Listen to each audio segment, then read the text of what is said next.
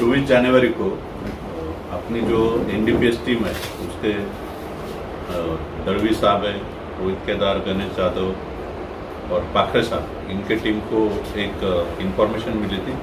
मुमरा देवी colony में एक family है, वो गांजा का बिजनेस करते हैं और अपने यहाँ पे थाना के जो पुलिस आयुक्त है आशुतोष जी डुमरे सर, उनका सख्त आदेश है कि आप उनको नशा मुक्त करना है थाना। उस कार्रवाई के दरमियान ये इंफॉर्मेशन मिलने के बाद वो वर्कआउट किया। उसमें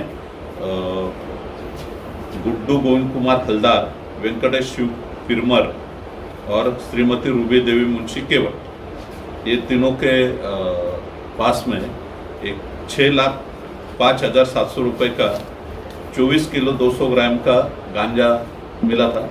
तो उस हिसाब से केस की है और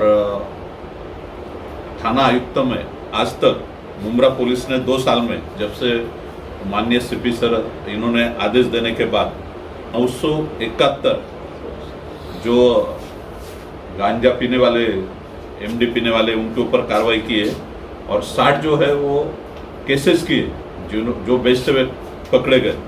तो ऐसा अभी तक 48 कोटी रुपीस, 56 लाख रुपीस का यानी मुद्देमाल अभी तक अपन ने जब्त किया है। ये यानी थाना की सबसे बड़ी कामयाबी है 2 साल में। इतने ज़्यादा केसेस अपने यहाँ पे किए गए हैं ये टीम।